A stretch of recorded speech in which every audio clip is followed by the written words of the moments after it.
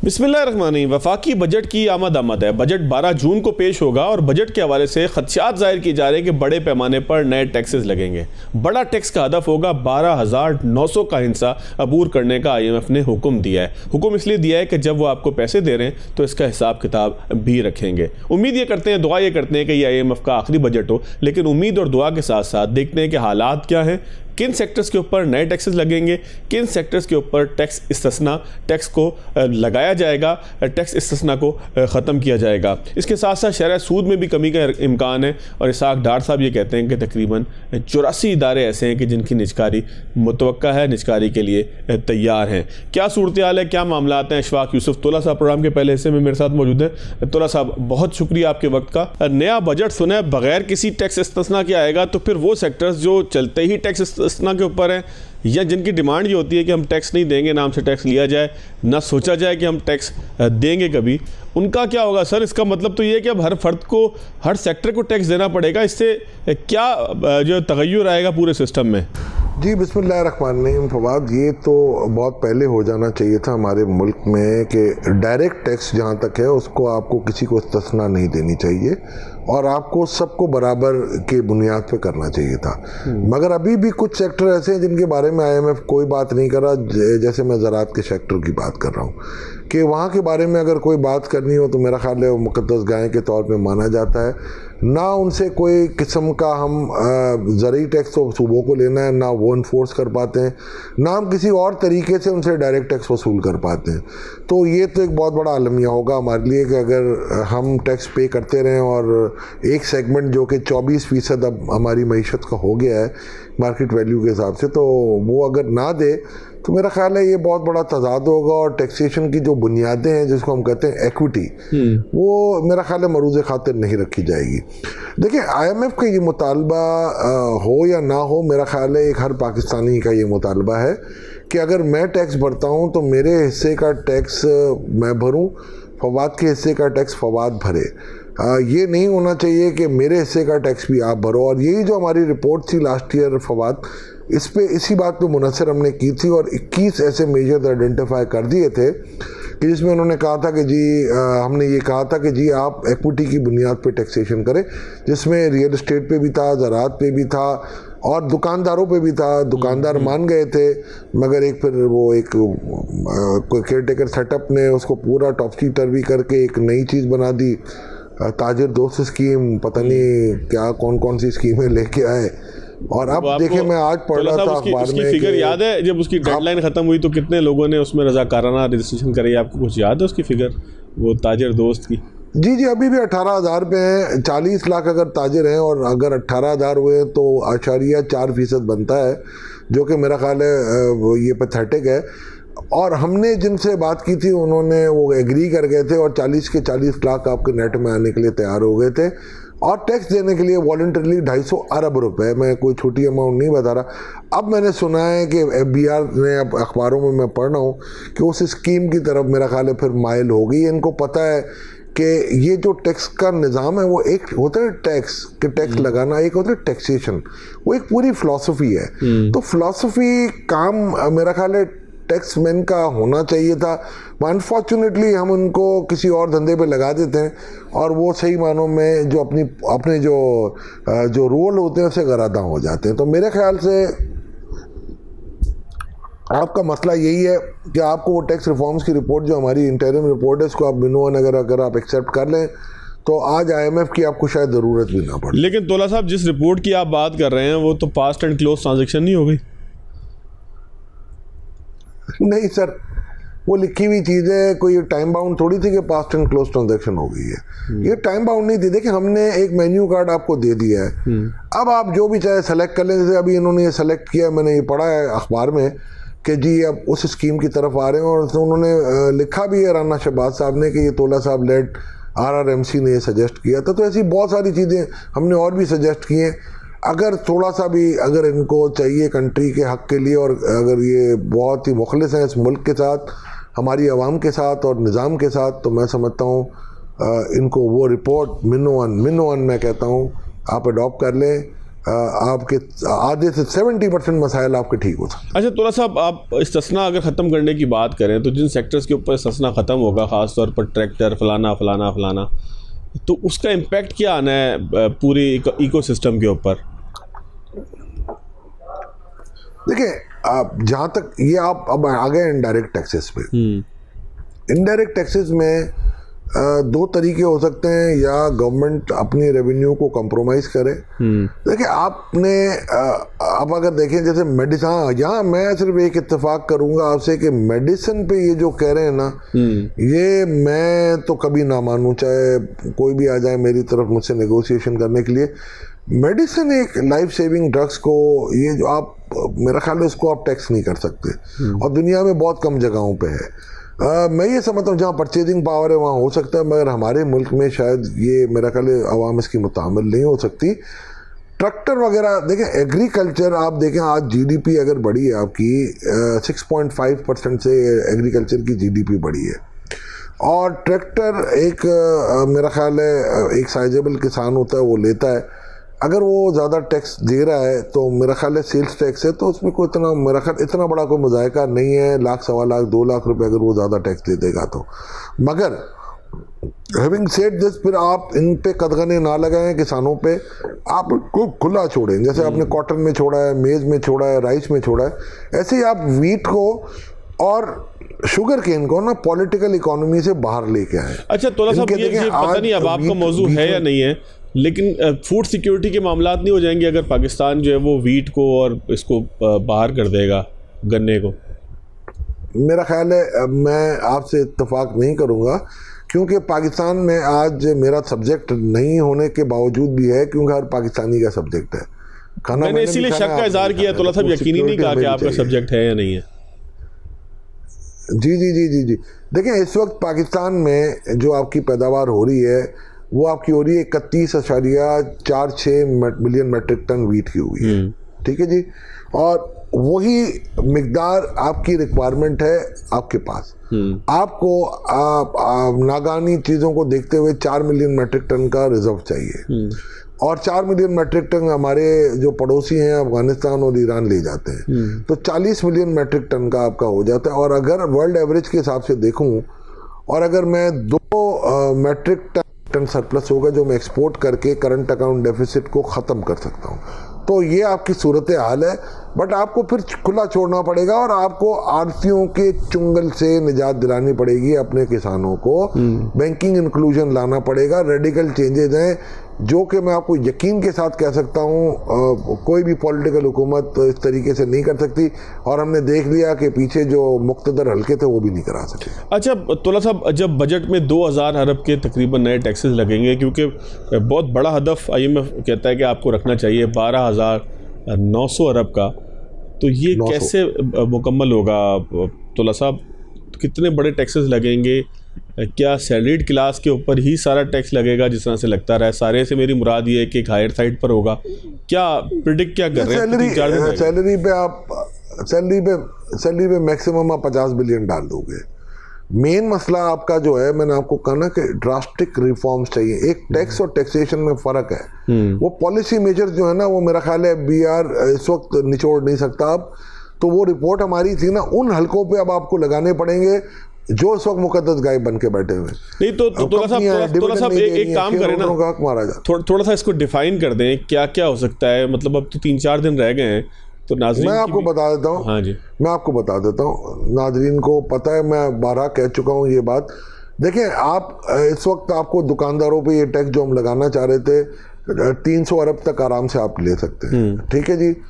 आप इसके अलावा ये जो आपका जो कुछ ऐसे ये कंपनीज होती हैं जो कि डिविडेंड नहीं देती हैं, उन पे आप एडवांस टैक्स ले सकते हैं, 400 अरब आप वहाँ से ले सकते हैं। जो एक्सचेंज गेन लास्ट ईयर कंपनियों ने कमाए हैं, स्पेशली एक्सपोर्टर्स ने, जो एक्सचेंज गेन का मद है उसको आप लेके चलें, उनको आप बोलेंगे जी इनको आप नॉर्मल टैक्स पे लेंगे, तो आप कम से कम 450 अरब वहाँ से ले आ सकते हैं। जो अनऑर्गेनाइज सेक्टर काम कर रहा है, एसोसिएशन ऑफ पर्सन में अरबों रुपए के प्रोजेक्ट उसमें ले जाके फिर ख़त्म कर देते हैं, उन पे आप 8 से 9% टैक्स बढ़ाएं। ये वो जरिए हैं जहां से आप लेके आएंगे तो इकोनॉमी को आपको मिलेगा। और ये सारी चीजें 21 हमने नए मेजर लिख के दिए हैं। आप रियल एस्टेट पे आप एक काम करें, रियल एस्टेट पे आप एक काम कर लें, रियल एस्टेट को आप एक कैपिटल गेन आप छोड़ दें और बाकी तमाम जितनी भी बाय एंड सेल होती है हर टैक्स पेयर की, उनको आप बोलेंगे 10 साल में एक मतलब आपको छूट मिलेगी, वरना आप जितनी भी ट्रेडिंग करेंगे उस पर सब पे नॉर्मल टैक्स लगेगा। आप रीट मॉडल पे लाएं, आप उसकी वैल्यू बढ़ा दें, उसको कम कर दें, मिनिमम एसेट टैक्स लेके आए कि जी अगर फवाद साहब की इनकम अगर एसेट 10 करोड़ पे है और इनकम अगर उन्होंने टैक्स दिया 12 लाख रुपए तो वो अपने हिस्से का टैक्स दे चुके हैं। और अगर आप मेरी इनकम अगर फर्ज करें मेरे एसेट्स 2 अरब के हैं और मैंने 5 लाख रुपए टैक्स दिया तो ये मैं ज्यादती कर रहा हूँ, मेरे हिस्से का टैक्स आप दे रहे हो, उससे आप 200-250 अरब ले सकते हैं। ये वो जराए हैं जहाँ से आप टैक्स लगा सकते हैं। और मेरा ख्याल है जब तक आप IMF और ये ताजिर दोस्त स्कीम और इनके चुंगलों से नहीं निकलेंगे, ये जो हॉक्स आपने रीस्ट्रक्चरिंग की बातें की थी, जब तक आपका पहिया नहीं चल सकता। Better late than never. अगर आप इस पिछले साल आपने नहीं किया, समझ आ रही थी कि ये पॉलिटिकल इकोनॉमी थी, आपके लिए इलेक्शन ईयर था, बट इस साल आपको किसने रोका है? अगर आप IMF की शरायत मान सकते हैं, पूरे मुल्क को, पूरे बिजनेस एनवायरनमेंट को, हर शहरी को स्ट्रेंगुलेट करने वाले हैं आप, तो इससे बेहतर है उन लोगों को स्ट्रेंगुलेट कर दें जिनको करना चाहिए आपको। तोला साहब एक ब्रेक लेता हूं, ब्रेक के बाद नाज़रीन दोबारा आते हैं। ब्रेक के बाद खुशामदीद। तोला साहब ये फरमाइएगा, आप प्रिडिक्ट क्या करते हैं, हुकूमत क्या करेगी? क्या हदफ पूरा ना होने की सूरत में सेल्स टैक्स बढ़ा देगी ताकि हदफ पूरा हो जाए? करेगी क्या? हुकूमत के पास, हुकूमत की चाल डाल को देखते हुए आपके पास ऑप्शंस क्या दिख रहे हैं? सेल्स टैक्स नहीं बढ़ती। और ये देखिए मेरी बात सुनिए, ख्वाहिशात नहीं होती है। कोई एक सिटिंग मिनिस्टर ख्वाहिशात पे रिपोर्ट नहीं लिखता। ये तो अप्रैल के महीने में हमने दे दी थी ना, तो ख्वाहिशात होती हैं तो हम अपनी ख्वाहिशात पे लेके चलते, और आज ख्वाहिशात में से चीजें ना उठाई जाती। ये तो हकीकत पे मबनी है। और जो मेरे साथ 100 प्रोफेशनल्स की टीम थी, 7 से 8 हमारे सब ग्रुप से, और उनके एक एक जो तजर्बेकार था। तोला साहब मैं सवाल को रिफ्रेश कर लूं। मैं बिल्कुल इस बात से अंडरस्टैंड कर रहा हूं कि हो सकता है कि बल्कि यकीनी तौर पर आप से हम बड़ा अच्छे तरीके से वाकिफ़ है कि वो बड़ी कॉम्प्रिहेंसिव रिपोर्ट थी, सब कुछ ठीक था, लेकिन जो पाकिस्तान का पॉलिटिकल सिस्टम है, इको सिस्टम है, इसमें माफियाज जो है वो जगह जगह बैठे हैं कि जो किसी भी इस्लाह के अमल को रोकते हैं। तो जाहिर है कि मुझे ये महसूस होता है कि आपकी रिपोर्ट भी इसीलिए दाखिले दफ्तर हुई या जो है वो पार्ट नहीं बन सकी पूरे सिस्टम का, क्योंकि उसमें माफियाज के ऊपर शायद हाथ डाला हो। इस बात को एक लम्हे को यहीं पे रख देते हैं, लेकिन हकीकत में गवर्नमेंट की चाल ढाल देखते हुए आपको क्या लगता है कि करेंगे क्या ये लोग? देखें, एक तो अच्छा मंजरनामा है ना, बाय बुक मंजरनामा है, एक खूबसूरत मंजरनामा है जिसमें एक्सपर्ट्स की ओपिनियन भी शामिल है जो आप बता रहे हैं, लेकिन उससे हट के आपको लगता क्या होगा? क्या सेल्स टैक्स बढ़ाने का ऑप्शन क्या मौजूद है? नहीं, मेरा ख्याल है वो नहीं बढ़ाया जाएगा, मैं जो समझ रहा हूँ। मगर मेन आपको मैं बताता हूँ, ये मंजरनामा नहीं था। मंजरनामा तो ये होता ना कि मैं आपको कहता कि मैं किसी सीनिक वो जगह पे बैठा हूँ और काश यहाँ मैं भी वैली में एक घर बना लूँ। नहीं, ये प्रैक्टिकल चीजें हैं जो सिस्टम का फ्लॉ थी, जो सिस्टम के अंदर अगर वो जो एक हमारे मोहतरम दोस्त कहते हैं ना 35 पंक्चर, तो हमने 35 पंक्चर फिक्स किए थे। 21 हमने रेवेन्यू मेजर दिए थे और 14 ब्रॉडनिंग द टैक्स के, कि जहां जहां से टैक्स नहीं आता उनको भी घेरो और जहां जहां जो टैक्स नहीं देना चाह रहा उनको भी घेरो। तो और बाकी 32 हमने कहे थे उनको कि सिंप्लीफिकेशन करें, और 14 हमने रेस्पलाइजेशन ऑफ FDR अथॉरिटी की थी। तो कोई हल्की रिपोर्ट नहीं थी। मैं आपको यकीन से कह सकता हूँ, आप किसी भी बड़े इदारे को लेके आए, $1 मिलियन में भी ये काम करके नहीं देगा आपको। ये रिपोर्ट आपके उन सब मुहिब वतन है, मैं किसी को ये नहीं कहता, मगर किसी एक शख्स की रेड लाइन की वजह से आप 300 बिलियन छोड़ दें, किसी एक लॉबिंग ट्रेड बॉडी जो कि अपने आप को ईमानदार कहती हो और गलत फिगरों पे रिपोर्ट बनाती हो, उसके कहने पे आप 400 अरब छोड़ दें। कोई एक पॉलिटिकल रेटोरिक पे जाके आप 250 अरब छोड़ दें, तो फिर तो मेरा ख्याल है अल्लाह ही हाफिज है ना। फिर तो मेरा ख्याल IMF एक प्रोग्राम नहीं, आप अगले 10 प्रोग्राम ले लें, आपकी मैशत ठीक नहीं होती। अच्छा तोला साहब, शरह सूद में कमी का कोई इम्कान है? वज़ीर ख़जाना ने भी कहा है और महसूस भी हो रहा है कि शायद हो जाए, कुछ होगा? कितना कम हो जाएगा? देखिए मुझे एक बात बताएं, शरह सूद में कमी आप IMF के प्रोग्राम में रहते हुए कैसे करेंगे? वो आपका लेंडर है, वो आपको जो इस वक्त रेसिपी दे रहा है, मैं आपको यकीन के साथ कह सकता हूँ अगले साल इन्फ्लेशन कम नहीं हो सकता, जो रेसिपी उसकी है। मैं आपको अभी एक चार्ट भेजता हूँ जो लास्ट ईयर हमने अपने पॉलिसी चार्ट पे एनईसी को दिया था, ईसी को, इकोनॉमिक काउंसिल जो होती है आपकी एनईसी, उसको आपने दिया था। और उसमें आपने देखा होगा कि उन्होंने लिखा था कि $6 अरब का आपका करंट अकाउंट डेफिसिट होगा, जो आज 200 मिलियन पे है। तो आप इकोनॉमी की बुनियादी गलत रखेंगे तो आप मुझे बताया ब्रीथ कहाँ से देंगे? तो मईशत, आप खुद अपनी मईशत पे खुद अपने पाँव पे कुल्हाड़ी मारने हैं। आज आपका जो करेंसी है, मैं कह के थक गया हूँ और आपको तीसरी दफ़ा शायद कह रहा हूँ मैं कि 235 का डॉलर है, गोल्डमैन सैक, हम सब कह रहे हैं। आज आपने 280 का रखा हुआ है, 9% आपकी इन्फ्लेशन इसमें है, 9%। आप 1% के लिए मिनते तरले कर रहे हैं कि जी आप पॉलिसी रेट कम करें। मैं कह रहा हूँ 9% है, और 9% का आपका जो आपका शरह सूद आप पे कर रहे हैं 9% एक्स्ट्रा, उसका हुजम पता है कितना है आपको? 4.5 ट्रिलियन रुपीज। तो तोला साहब रोक क्या चीज रही है? 5 ट्रिलियन रुपीज। डॉलर रेट को बढ़ा के रखने में फायदा है किसको? कौन इसके ऊपर आपको लगता है? किसी को नहीं है। वो लोगों ने मुझे कहा कि जी एक्सपोर्टर का मसला होगा। हाँ। एक्सपोर्टर का कोई मसला नहीं है। तो सर एक्सपोर्ट इतनी ज्यादा है हमारी कि हम एक्सपोर्टर की खातिर जो वो पूरे मुल्क को दाव पे लगा दें? नहीं, उनकी खातिर भी करूंगा मैं, मगर एक्सपोर्ट है आपकी अगर $100 की अगर आप एक्सपोर्ट करते हैं तो उसके अगेन ऑन एन एवरेज $70 की इंपोर्ट करते हैं, तो फिर रह गया 30%। अगर मैं उनको अगर फर्ज करें ₹13.5 के हिसाब से उनको मैं दे देता हूँ ना डॉलर, रुपये में इंसेंटिव भी दे देता हूँ ना, तो 400 अरब से ऊपर नहीं निकलेंगे मेरे, और यहाँ मेरे 4000 अरब बच रहे हैं। तो भाई अगर आपको अपनी मईशत का ख्याल रखना है तो आप खुदा का वास्ता इस तरीके से रखें। अच्छा, अगर रेमिटेंस भी आ रहे हैं, अगर रेमिटेंस को भी अगर आप दे देंगे तो मैं फिर भी रेमिटेंस वालों को भी मैं ₹14 इंसेंटिव देने के लिए तैयार हूँ, मगर आप कम से कम कोशिश तो करें कि अपने पाँव पे खड़े होने की। आप तो कोशिश ही नहीं कर रहे। आपके कुछ सूडो इंटेलेक्चुअल आ जाते हैं और वो कहते हैं IMF के बगैर हमारा गुजारा नहीं है। भाई आप मुझे स्टडी करें, आए आप मुनाजरा कर लें, अब मैं आपको बताने के लिए तैयार है IMF के बगैर आप मईशत चला सकते हैं। चले सर, अब तो प्रोग्राम के बिल्कुल करीब चले गए हैं ना IMF के, अब ये आने दें, उसके बाद फिर हमें इस पे बात करनी चाहिए। आप तमाम लोगों को इस पे बात करनी चाहिए, हमें आपके साथ मिलकर आवाज़ उठानी चाहिए कि IMF का आखिरी प्रोग्राम हो। सर ऐसा हो सकेगा? सर मेरी बात सुने, 13 से 16 का जो प्रोग्राम था ना, वो IMF की MD कह के गई थी कि पाकिस्तान को अब हमारी ज़रूरत नहीं है, मईशत अपने पाँव पे खड़ी हो गई है। फिर अल्हम्दुलिल्लाह धरना कल्चर और ये आपके पनामा ये जो लीक्स होती है ना, उसने आपको फिर उसी जगह लाके खड़ा कर दिया। आसान कर लेना कि 5 सालों में आप IMF के,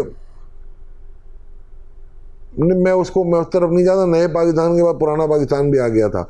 बात ये नहीं है, बात सिर्फ इतनी सी है फवाद कि हमने अपने पाँव पे खुद कुल्हाड़ियाँ मारी हुई हैं, बल्कि अब कुल्हाड़ी के पास हम अपना पाँव लेके जाते हैं, आओ गिरो हमारे ऊपर। आप मुझे बताओ ना कि ये क्या मईशत है आपकी कि आप डीवैल्यू पे डीवैल्यू किए जा रहे हैं, आप महंगाई पे महंगाई बढ़े जा रहे हैं। आपकी ब्रॉड मनी जिसकी वो जो कहते हैं ना एग्रीगेट डिमांड एग्रीगेट सप्लाई, आप ज़रा चेक कर लें। अब हम जब कहते हैं कि जी कम हुई है एग्रीगेट सप्लाई बिकॉज की कॉस्ट पुश इन्फ्लेशन है, तो कोई मानने के लिए तैयार नहीं होता। आप देखें, अब IMF ने आपको फ्रॉम बैड टू वर्स कर दिया है। 6 सालों में आपने कोई ब्रीथ नहीं ली है। 18 से आप रिगमरोल में हैं, आप देख लें आप जा रहे हैं नहीं जा रहे। अब जब आप बाई करने लगे थे, जब आप करेंसी का आप कहते थे कि हम सेल करके स्टेबल कर दो, आपको मना कर दिया गया। अब आप बाई की बात कर रहे हैं तो आपको कहते हैं नहीं जी स्टेबल रख के बाई करो, अपने रियल रेट पे बाई ना करो, 280 पे बाई करो ताकि तुम्हारी महंगाई ज़्यादा रहे। तो मैं ये समझता हूँ, और उनकी डिक्टेशन जाए जो वो लेंडर है आपका, मगर मेरे लिए, मेरी कौम के लिए, मुझे आप बता दें कैसे हो सकता है ये? बिल्कुल ठीक है, कैसे ये तस्लीम करूं आपके लिए? अच्छा तुला साहब, एक आखिरी चीज़ पे और मजीद रोशनी डाल दें। इसाक डार साहब चाइना गए हुए थे, वो कहते हैं 84 इदारे पाकिस्तान में तकरीबन निजकारी के लिए तैयार हैं। तो आप निजकारी का तो पार्ट रहे हैं पाकिस्तान में, तो कोई अब इस पर सीरियस काम हो जाएगा?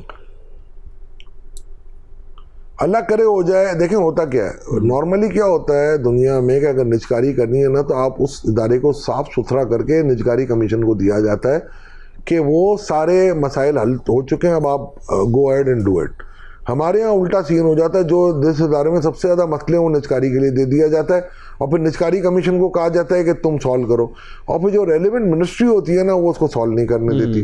मैं बड़े वसूख के साथ कह रहा हूँ, ये सारी डिस्कोज, ये सारी चीज़ें प्राइवेटाइज हो जानी चाहिए थी और आप नहीं कर पाए। ये जितना मुझे इंसेंटिवाइज करना है ना डॉलर में, रुपये में एक्सपोर्टर को या रेमिटेंस वालों को, मैं अगर सिर्फ ये निचकारी कर दूं और ये इनकी जो एसओईज का लॉसेज में अगर कंट्रोल कर लूं और प्राइवेट सेक्टर को चली जाएं, तो मैं अपना डॉलर 200 रुपये पे ला सकता हूं। बिल्कुल ठीक है। तुला साहब, आपका बहुत शुक्रिया, आपने बड़ी तफसील के साथ माशी मामला तो ख़ास तौर पर बजट से पहले दरपेश जो मामलात हैं उसके हवाले से आगाह किया। नाज़रीन, यहाँ पर एक ब्रेक लेते हैं, ब्रेक के बाद ब्रेक के बाद खुशामदीद डॉक्टर शाहिद हसन सिद्दीकी साहब मेरे साथ मौजूद हैं। डॉक्टर साहब, बहुत शुक्रिया आपके वक्त का। डॉक्टर साहब, बड़ा हदफ IMF कहता है रखें, 12,900 अरब का टैक्स जमा करके दिखाएं, तो कैसे हम जमा करेंगे? हमारा तो बड़ा बोसीदा सा सिस्टम है सर। बहुत शुक्रिया आपका। मेरे ख्याल से वो बड़ी मेहरबानी कर रहे हैं पाकिस्तान के साथ। उसकी वजह यह है कि हमारे जो वज़ीर आज़म साहब हैं उन्होंने ये अभी कहा है कि आपने भी पढ़ा होगा कि जो FBR है उसको 24,000 अरब रुपया वसूल करना चाहिए, जबकि वो 9,400 कर रहा है। उनके अल्फाज मेरे तो नहीं है, तो उनके अल्फाज हैं कि 15,000 अरब रुपया शॉर्टफॉल है।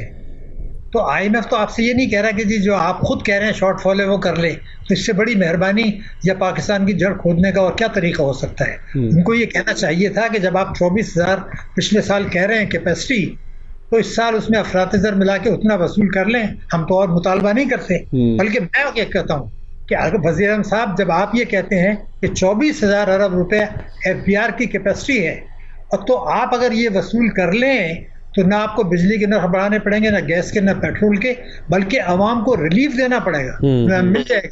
तो अगर आप ये भी नहीं करना चाहते, सिर्फ कर्जे लेके और आवाम को मीठी गोलियां देना चाहते हैं, तो ये तो एक बहुत बड़ा सवालिया निशान है। और ये तो 15,000 अरब रुपया जो उन्होंने फरमाया है वो सिर्फ FBR है। वैसे तो आपके प्रोग्राम में 22,000 अरब कहा था एक साल का, उसमें सूबों को भी शामिल थे, और ये जो FBR का वो कम करके बता रहे हैं 15 हमारे हिसाब से ज्यादा है। तो अगर 22,000 मेरी फिगर छोड़ दें, बहरहाल सूबों के पास भी प्रॉपर्टी है, सूबों के पास भी एग्रीकल्चर है, वो भी तो लाए ना कुछ पैसा। तो अगर ये वसूल नहीं करते तो फिर हुकूमत का काम क्या है, मुझे आप ये बता दीजिए। नहीं शाहिद साहब, ये तो हमारी आपकी ख्वाहिश हो सकती है ना, ये तो हमारी विश है कि हुकूमत जो है वो 24,000 अरब जमा करे, फिर भी टारगेट कम मिल गया, 13,000 के करीब मिल गया। वो सारी बातें मैं आपकी अंडरस्टैंड कर रहा हूँ, लेकिन फिर भी सवाल अपनी जगह एक पैदा होता है कि क्या हमारे सिस्टम में इतनी कैपेसिटी मौजूदा हालात को देखते हुए है? करेंगे कैसे? किन सेक्टर्स के ऊपर से करेंगे? क्या इस्तिस्ना ख़त्म होगा? किन किन का ख़त्म होगा? उसका इम्पैक्ट क्या आएगा सोसाइटी पर? सर, कुछ नहीं करना होगा, कोई इस्तिस्ना ख़त्म करने की ज़रूरत नहीं है। हम तो ये चाहते हैं कि हमने एक SIFC बनाई है, उसमें फ़ौज की भी रिप्रेजेंटेशन है। एक मीटिंग बुला लें और उसमें तीनों पार्टियों को भी बुला लें जो इख्तियार में रहते वफाक और सूबों में, उनका आइन, उनका मंशूर दिखा दें जिसके बुनियाद पर मुंतखब हुए हैं, और एक सुप्रीम कोर्ट से भी दरख्वास्त कर लें कि जनाब, जब आप, बड़ी मेहरबानी आपको रात को 12 बजे आप कोर्ट खोलते हैं इलेक्शन कराने के लिए। बड़ी इलेक्शन तो इसलिए होती है कि जो मंशूर है उस पर अमल होगा। अगर मंशूर पर आप अमल नहीं करते तो फिर इंतखाबात की क्या जरूरत है, फिर जमहूरियत की क्या जरूरत है? बिल्कुल। और अब मसला ये आ गया है जो मैं बिल्कुल वाज़ेह तौर पर कह रहा हूँ कि या तो आप खुदकशी कर लें, कौमी खुदकशी, या बिल्कुल वाज़ेह है कि उस मीटिंग में उनको उनके मंशूर दिखा दें, उनके अल्फाज बता दें, वफाक और सूबे हर किस्म की आमदनी पर टैक्स लगाएंगे, मईशत दस्तावेजी बनाएंगे, काले धन को सफ़ेद होने से रोका जाएगा। आइन कहता है कि 25 अलिफ हर बच्चे को स्कूल भेजा जाएगा, लाजमी और मुफ्त तालीम 16 साल तक के बच्चे। अभी तो आपके 26 मिलियन बच्चे जो दुनिया में सबसे ज़्यादा हैं वो स्कूल नहीं जा रहे। तो क्या इलेक्शन, ये सिर्फ बजट का मकसद यही है कि ताजरों के और सनतकारों के मुतालबात पूरे हो जाएं, IMF के मुतालबात पूरे हो जाएं, मईशत जाए तबाह बर्बाद हो जाए, अवाम तबाह बर्बाद हो जाए, उनको पानी मिले या नहीं मिले, साफ पानी, तालीम, सेहत, कुछ नहीं। तो हम चाहते क्या है, पहले तो आप ये तय करें। अच्छा शाहिद साहब, एक तासुर एक पाया जाता है, हम भी इसको जो है वो काफ़ी दुरुस्त समझते हैं कि पाकिस्तान में बजट ना सिर्फ आदाद व शुमार का गोरख धंधा होता है, इकॉनमी चलती किसी और हिसाब से ही है पाकिस्तान के अंदर। मतलब जिसका जहाँ जोर चलता है वो वहाँ पर अपना हिसाब किताब कर रहा होता है। तो आपको फील होता है कि इस तरीके से मजीद हम आगे चल सकेंगे? मैंने आपसे कहा ना कि या तो वो कर लें जो अभी आपको मैंने बताया था कि वफाक और सूबे 10 लाख रुपए कर दें, तो ये आवाम को भी तो खुश करें। 6 लाख रुपए ऊपर टैक्स है, 6 लाख रुपए सालाना से टैक्स है। मैं कहता हूँ आप 10 लाख कर दीजिए, ताकि 7 लाख 8 लाख 9 लाख जिनकी तनख्वाह है सालाना, उनको कहते हैं जी हमें आपसे टैक्स नहीं चाहिए। मगर उसके बाद हर आदमी जो पाकिस्तान में 10 लाख रुपए सालाना से ज़्यादा कमा रहा है उससे टैक्स नाफिज करें और वसूल करें। अगर ये नहीं, अगर हुकूमत को सिर्फ एक काम कर दे मुझे नहीं चाहिए कुछ, और फिर इस पैसे को सही इस्तेमाल कर लें। मैं आपको बता रहा हूँ कि बजट को तो खिलवाड़ इसलिए है कि इस साल हमने ये कहा था कि हमारे जो सूद है वो 7,300 अरब रुपए होगा। अब ये आपका 8,500 अरब रुपया हो गया, तो 1,000 अरब का तो यही झटका लग गया ना, तो फिर बजट तो रह नहीं गया। मगर मैं आपसे कुछ और सवालात उठाना चाहता हूँ। असल में मैं ये चाहता हूँ कि कौम और आप एक आध सवाल का जवाब दे दे सिर्फ, सर तो आपको पता चल जाएगा। इसलिए कि जब तक आवाम का दबाव नहीं होगा कुछ नहीं होगा। वो क्या है कि जो 2021 में हमारे अफरात ज़र था, 2021 वही तकरीबन आज है, फर्क है। जो 2021 में हमारी इंपोर्ट्स थी वही तकरीबन आज है, कोई फर्क नहीं है। लेकिन ये क्या, जब वही है तो ये क्या वजह है, 21 और 23 के दरमियान स्टेट बैंक के ज़खायर में 12.8 अरब डॉलर की कमी हुई। वही 12.8 अरब डॉलर, आप तो 6 अरब डॉलर के लिए आजकल भागदौड़ कर रहे हैं ना, 6 से 8 अरब डॉलर जो आपको 3 साल में मिलेगा 50 शराइत के साथ। मैं ये पूछना चाहता हूँ कि जब इसकी वजूहत तलाश कर लें कि जब आपके इंपोर्ट्स नहीं बढ़ी, जब आपकी जो है अफरात ज़र हुई है, तो 21 से 23 तक स्टेट बैंक के ज़र मुबादला के ज़खायर में 12.8 अरब डॉलर की क्यों कमी हुई। खा गए ना हम अपना, जिस तरह से नालायक बच्चे नहीं बाप के पैसे खा जाते हैं, इस तरह हम खा गए। बिल्कुल ऐसा नहीं है, ये पाकिस्तान की जड़ खोदी गई है। मैं अभी आपको साबित कर दूंगा सर। एक करेक्शन अल्फाज जो मैं अदा कर रहा हूँ और फिगर्स, वो जिम्मेदारी मेरी है सर। अब मैं आपको और फिगर देना चाहता हूँ, सिर्फ गौर कर लें, तमाम सवालों के आपके जवाब मिल जाएंगे सर। मई 2022 में आप चले जाइए, हमारा अफरात ज़र था 13.8%, मई 2022, और हमारा मॉनेटरी पॉलिसी थी में डिस्काउंट रेट 12.5, तकरीबन बराबर थे। स्टेट बैंक ने कहा नहीं ये तो 13.5 बहुत ज़्यादा है, अफरात ज़र इसको कम करना है। वो इसको बढ़ा के 12.5 को डिस्काउंट रेट को 22 पे ले गए, लेकिन अफरात ज़र जो 38 पर आ गया। तो ये 38 पे क्यों आया और ये आप इसको 12 से 22 पे क्यों ले गए? मगर एक और सवाल है, अगर ये 38 पर था, 22% डिस्काउंट रेट था, तो आज अफरात ज़र 11.8 है, तो डिस्काउंट रेट 22 क्यों है? यही दो सवाल हैं। जब आप इसके जवाब निकालेंगे, किस बेदर्दी से 5 हुकूमतों ने जो इस दौरान में आई हैं, 5 हुकूमतें आई हैं 1990 आपके 2021 से अब तक, इन 5 हुकूमतों ने, स्टेट बैंक ने, FBR ने, सूबाई हुकूमतों ने, तीनों पार्टियां शामिल हैं इसमें, इन्होंने जिस बेदर्दी से इस मुल्क को लूटा है, ये 2 आदाद शुमार 12.8 अरब डॉलर की कमी, ये डिस्काउंट रेट के साथ खिलवाड़, और इसी दौरान में आपकी गुर्बत बेरोजगारी बढ़ गई। 2 साल आप देखिए मनफी ग्रोथ रेट हुई जो पाकिस्तान में कभी नहीं हुई थी। 2020 में 2023 में 26 मिलियन बच्चे स्कूल नहीं जा रहे, बिजली गैस के नर्ख बढ़ाने के बावजूद डिस्काउंट, वो आपका गर्दिशी कर्जा आसमान पर पहुंच गया। हालांकि तीनों आपने सर वही बात हुई ना सर, इसका मतलब वो मेरा जुमला ठीक था ना कि फिर नालायक बच्चों की तरह हम जो वो अपना बाप का छोड़ा हुआ माल खा गए। नालायक तो नहीं कहलाएंगे ना आप इसको, मैं माफ़ी चाहूँगा। अगर मुल्क की जड़ें खुद रही हैं, अवाम तबाह हो रहे हैं, पाकिस्तान की सॉवरेनिटी हो रही है। आज आप ये सवाल का एक और उठ गया, वज़ीर आज़म साहब चीन क्यों गए हैं? क्या सरमायाकारी लेने गए हैं? अगर सरमायाकारी लेने जाते तो बजट के बाद जाते, बजट की तारीख एक्सटेंड नहीं करते। देखिए हम है कहाँ, मैं आपको बता दूँ, चीन ये कह रहा है आपसे, चीन कि आप हमारे जो आपने हमसे कंपनीज ने पैसे लगाए थे पाकिस्तान में, उनके ड्यूस आप पे नहीं कर रहे, वो परेशान है। फिर वो ये कहते हैं जी चीनियों को मारा जा रहा है, शहीद तो हमारे आदमी भी हो रहे, फौजी भी हो रहे, अवाम भी। वो कहते हैं जी उनकी हिफाजत आप नहीं कर पा रहे, तो आप ऑपरेशन ज़रब-ए-हज़्ब करें। पहले अमेरिका कहता था ऑपरेशन करें, चीन कह रहा है। चीन के 2 मुतालबात, अमेरिका क्या कह रहा है और IMF कि हमारे कर्जे के पैसे आप चीन की अदायगी नहीं कर सकते। हम चीन से क्या कह रहे हैं कि जी हम तो बजट ही नहीं बना सकते, तो हम जो आपने हमें कंपनीज ने पैसे दिए हैं, इसको आप इसको डेफर करें 3 साल के लिए। आप हमारे कर्जे जो हमने आपको दिए, इनको आप 3 साल के लिए डेफर करें। यानी आप इस्लाहात के बजाय उनसे ये कह रहे हैं आज जिस तबाही बर्बादी में हम आ गए हैं, उसे हमें 3 साल की मोहलत दे दें, ताकि हमारे 3 साल गुजर जाएं, मईशत मजीद खोखली हो जाए। अगर इन तमाम चीज़ों के लिए कौम तैयार है और वो उन झगड़ों में उलझी हुई है कि बेल हुई कि नहीं हुई, और जो है उस पार्टी ने, सियासी भी ने क्या कहा। भाई सवाल ये है कि कभी कोई ये भी तो कह दे कि 3 साल बाद पाकिस्तान कहाँ खड़ा होगा। क्या आज अमेरिका ने मुझे इजाज़त दी है कि आप चीन से पैसे लेके गुजारा कर लें? क्यों?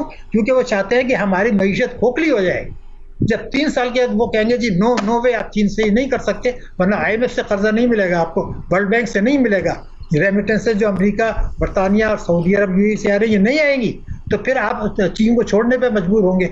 अभी तो आपको उनकी ज़रूरत है। यूक्रेन की भी जंग चल रही है, अफगानिस्तान का भी मसला है, जो है गजा में भी जंग जारी है, मिडिल ईस्ट में हमारी ज़रूरत है। जब ये नहीं रहेगी तो वो कहेंगे जी आप चीन और हम में से सिलेक्ट कर लें।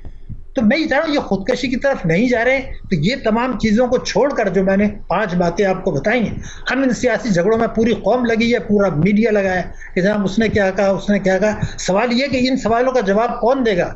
SIF देगा, कौम देगी, मईशत देगी, मीडिया देगा। ये वो 5 बातें हैं जो मैंने आपको बताई। इसका ताल्लुक पाकिस्तान की सलामती से है, पाकिस्तान के अवाम से है, पाकिस्तान की जोग्राफियाई सरहदों से है और पाकिस्तान के जौहरी प्रोग्राम से है। ये चीज़ें छोड़ के खुदा के लिए कभी सोचें कि सर एक आखिरी चीज़ सर और भी बता दीजिएगा, निचकारी का क्या होगा? हम बड़ा प्लान बना के बैठे हुए हैं कि निचकारी करेंगे, बोझ उतारेंगे मईशत के ऊपर से।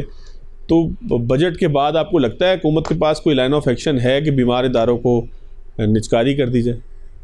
देखिए, निचकारी तो इसलिए करने का फैसला हो चुका है, बल्कि कुछ तो फैसले कर भी दिए, किसको देना है, 3 या 5 करना है, किसको हिस्से में आना है, वो सारे फैसले हो चुके हैं। इसलिए जब आपने ये, मैंने आपसे अर्ज कर दिया कि आप तो बजट नहीं बना सकते, मुझे आप बता दीजिए कभी पाकिस्तान की तारीख में ऐसा हुआ कि बजट को डेट इसलिए डेफर की गई कि आप बजट देखिए, हमारे बजट में जो कुछ हो रहा है वो दूसरे कर रहे हैं। सऊदी अरब कर रहा है, UAE कर रहा है, अमेरिका कर रहा है, IMF कर रहा है, वर्ल्ड बैंक कर रहा है, चीन कर रहा है। हम क्या कर रहे हैं भाई? पैसे भी उन्हीं के हैं ना सर, तो वही बजट बनाएंगे ना। नहीं, तो सवाल ये है कि फिर मुल्क किसका है? तो फिर आप देखिए, ये सवाल बहुत संजीदा है जो मैं कर रहा हूँ। मैंने फिगर्स की जिम्मेदारी कबूल की है सर। बात यह है कि ये बजट तबाही का नुस्खा है। ये बजट जो आ रहा है, ये जो कर्जे ले रहे हैं, ये इस मईशत की इस्लाहात के लिए नहीं है। ये बुहरान को 3 साल के लिए टाल रहे हैं विदाउट रियलाइजिंग कि 3 साल बाद जो आपके पास आज चॉइस है चीन अमेरिका के दोनों के साथ मिलकर मदद लेने का, वो अमेरिका 3 साल बाद इजाजत नहीं देगा आपको, क्योंकि आपकी जरूरत नहीं रहेगी। उस अजहा को समझने की जरूरत है। मैं हूं तो ये कहूं कि मीडिया पे 22 घंटे यही प्रोग्राम हो कि मुल्क अगर 3 साल बाद क्या होने वाला है हमारे साथ, क्यों ही करना चाहते हैं हम, कि अगर 15,000 की कमी पूरी नहीं करना चाहते, आवाम को तैयार करना है। सर बिल्कुल आपकी बात दुरुस्त है कि ये मेकशिफ्ट अरेंजमेंट है, टाइम जो है वो गुजारा जा रहा है। महसूस ही हो रहा है कि कोई लॉन्ग टर्म इकदाम नहीं हो रहे। हालांकि हुकूमत के पास 5 साल का मैंडेट है और हुकूमत को इस्लाहात की तरफ जाना चाहिए, उन तमाम मामलात की तरफ जाना चाहिए कि जिनकी तरफ डॉक्टर शाहिद हसन सिद्दीकी साहब ने तवज्जो दिलवाई। नाज़रीन, आज के प्रोग्राम से इतना ही, इजाज़त दीजिएगा। अल्लाह हाफ़िज़।